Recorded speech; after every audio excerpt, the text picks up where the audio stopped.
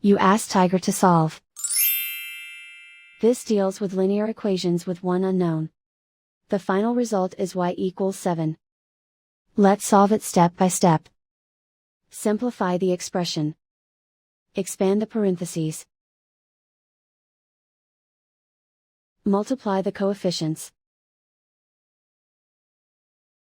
Simplify the arithmetic.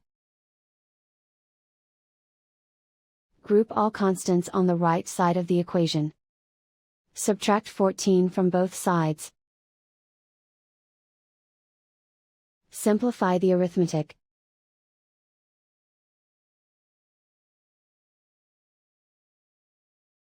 Isolate the y.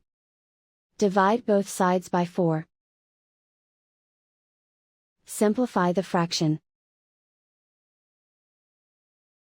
Find the greatest common factor of the numerator and denominator. Factor out and cancel the greatest common factor. And so the final result is y equals 7.